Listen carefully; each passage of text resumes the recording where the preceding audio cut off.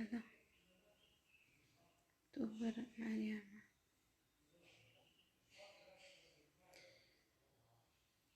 حکایت این روزهای من با گاهن با تکرار که خودم فکر میکنم لازم بوده است. حکایت ننه علی رو میمونم. ننه علی با نمک ترین دوست خیلی سالهای زیادی بود با من که با اون هم خداحافظی نکرد.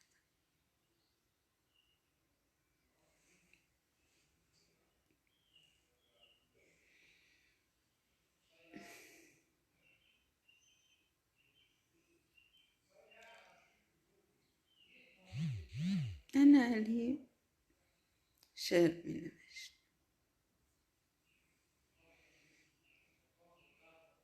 یک مدتی هم کلید کرده بود به یک شاعر سیاه‌پوست، الحق که شعرهای خوب داشت. من الان حافظه ندارم اسمش. بعد هر روز هم یک شعر می نوشت و مضمون همواره همون بود: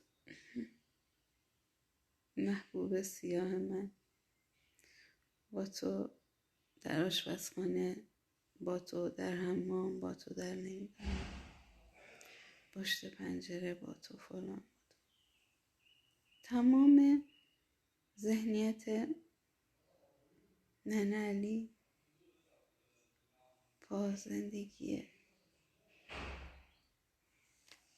از نظر من به شدت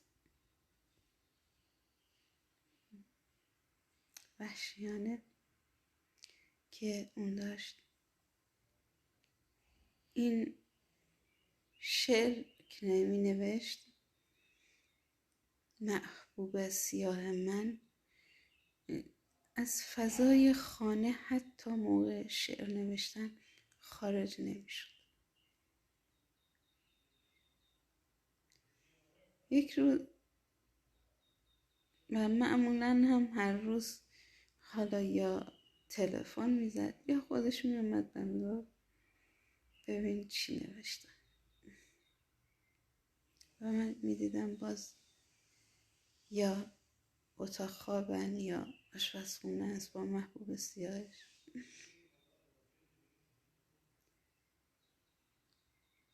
بهش گفتم ننه علی، یک روز دست این محبوب سیاهت رو بگیر، ببر بیرون از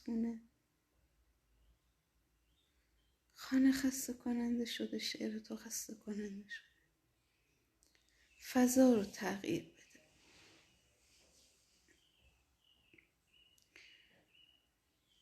و روز بعد ننه علی با هیجان برگشت.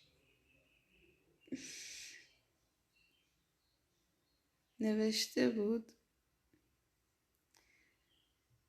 محبوب سیاه من، پوست درخشانت زیر نور آفتاب کنار دریا می درخشد. من یک چوب بر می دارم، اینجا اتاق خواب ماست، این آشپزخانه است. فکر کن ذهنیت رو. همون توی شعرش که یک روز محبوب سیاه رو با خودش بیرون برده بود، لب ساحل با چوب شکل یک خانه کشیده بود. من دیگه چیزی بهش نگفتم.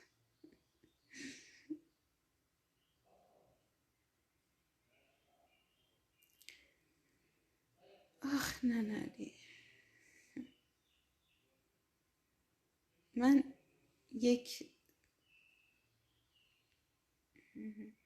مثلا مدیونی های اگر در زندگی مانده باشد، همین خنده های از ته دلی بود که با تنها کسی که می داشتن همین ننه علی بود.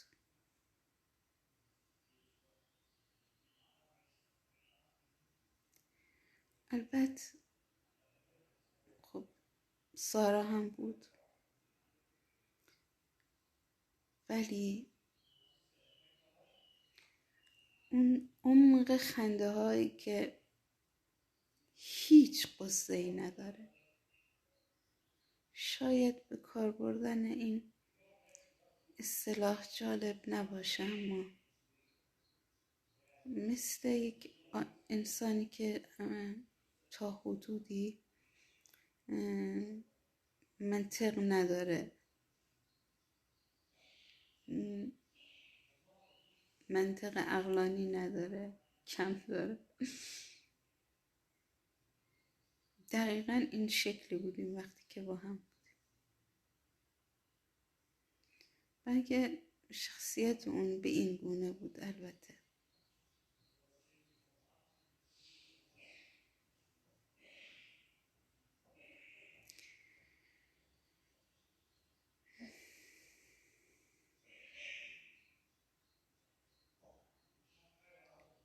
آره، با ننه علی هم خداحافظی نکرد.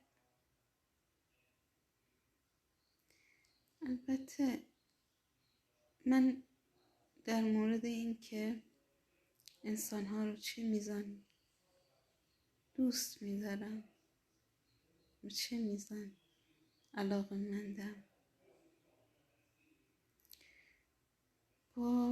به نوعی با فکر این که آیا این ندیدن من باعث رنجی در طرف خواهد شد یا نه میسنجم. و ننه علی تعریفش برای من، و شاید خودش قبول نداشته باشه، این بود که از فقدان من دچار رنج نخواهد بود. مثل روزی که تعریف میکرد بعد از مرگ پدرم میگفت که ما یک گاو داشتیم و مامان من هر روز این گاو رو شیرش رو میدوشید، با اون ماست درست میکرد و شیر و ماست. و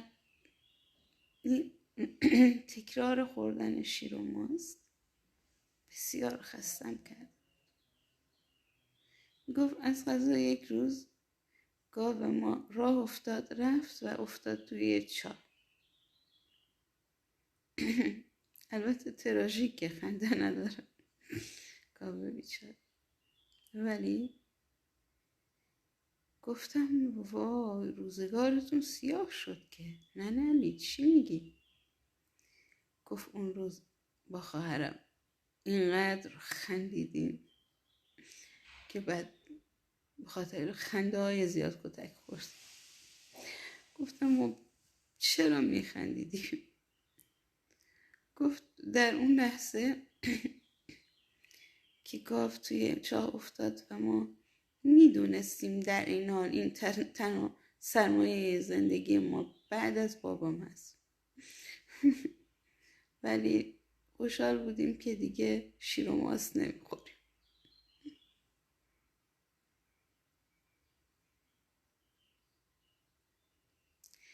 و این ذهنیت از لحظه چطور بگم لذت ببر، شاید درست باشه. وقتی که در کنار ننالی قرار می گرفتم میگم با وجود تمام رنج های اون من واقعا ساعت خوب و خوشی داشتم.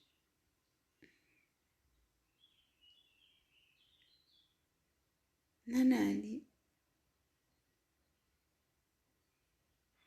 امیدوارم همیشه خوشحال باشه.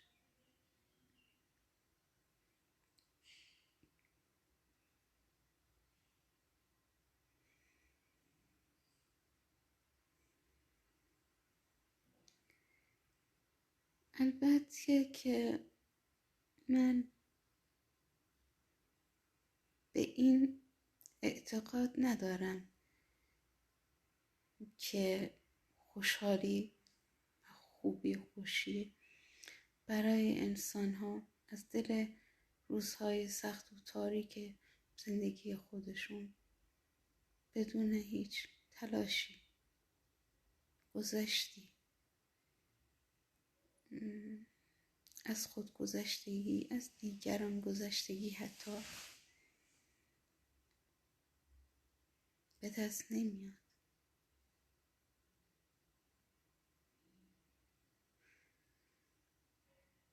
و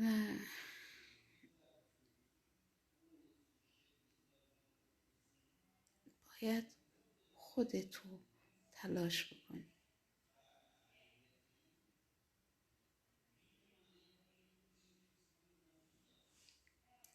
با هر اندازه توان که در قلبت و بدنت داری.